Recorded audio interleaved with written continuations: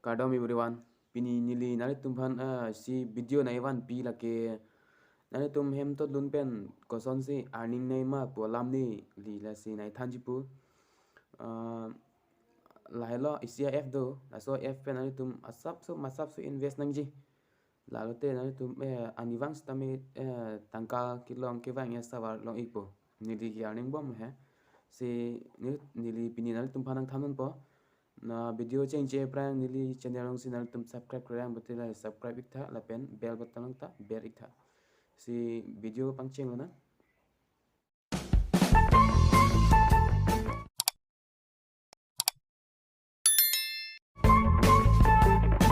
ya famian la ke power bank nani tum google play long hitami ri hitami long ek ji hota pen download noi download elo tai nani tum sign up ignon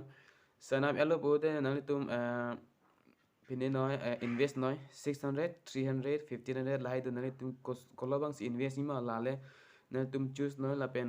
300 bang as o earning bang kom chat ji 600 bang as o ong chat po 1500 bang as o ong chat po awali long si tum earning wang bom ji nangli vedilong ji thabom po vedilong ji thabom po one wash pen hote nani tum vedilong ji thabom po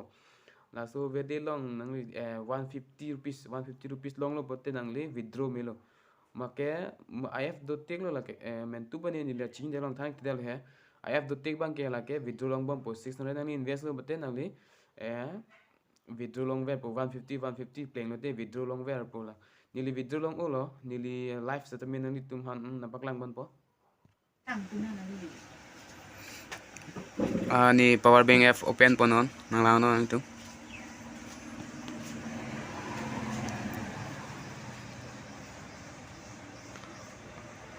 lake nili dashboard do ladak do vitum pilo namang do pick 600 300 1500 lasan purchase bang do pick product hedi la product atam nam nu bulote nangli daily income bang po nili withdraw ta batai ni tang lo withdraw tang sei nai tumi tami join la earning income claim bonik tha test lang nang tha nili 2 times so withdraw tang 2 times withdraw that pen 30 rupees ako long thui galo lailo nili withdraw history labang ke working days lo 9 am to 6 pm on withdraw meji apen weekly ke olai un e sei nai tum tamila dak join ek tha jong si nai tum si earning ji ning hang bolo tangte purchase bang do pick to tangte nili power bank f pen live withdraw bang nili number klang elo withdraw history bang number klang elo la si nili count long bang kachi thap bang lang lo na ji thap thema nang tum nang lang do ko an si thap ma ko an si thap thema nili na tum han number chu bai ma number chu bai be man nang lang do de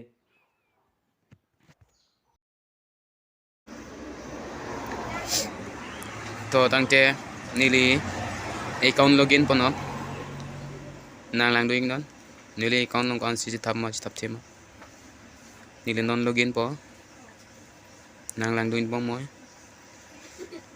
username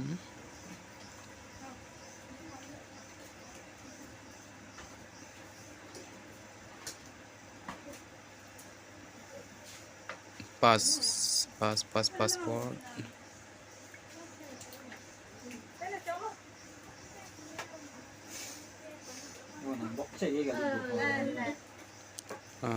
captcha ncmh3 login OTP bang boni lo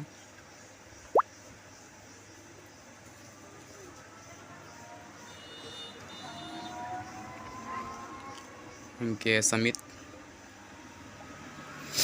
laila nili dashboard online SBI dashboard o nili transaction history long chilang po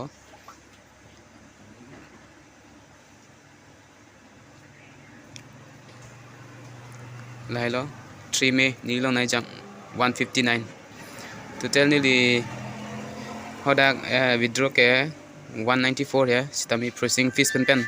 ang than dokok masih 150 main bet nadak nang gilut ke account long bangke lapen nili one time withdraw dolang nadak ke mini statement mina apni klang lape de lo Hoi. ni non Sini lo. account statement cost statement Ni lang long ko ke thamde kala babu long tiklo yo.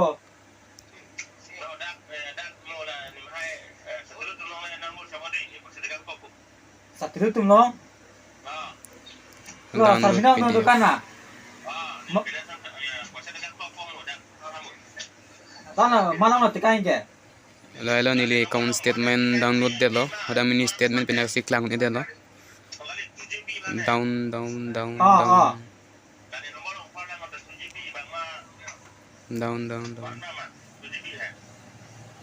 Lang tilang hon te. nili Nang dak Jio mangke Simple. 200 है 200 मत Kaso के nomor long no. kit पे लो 36 रुपीस नील फन दिदाक देत है 2 GB sinai biya. अबेर Lang pula nang dono ni dak. La plan do yo. Samle. La La low 24090 2 GB. Laan.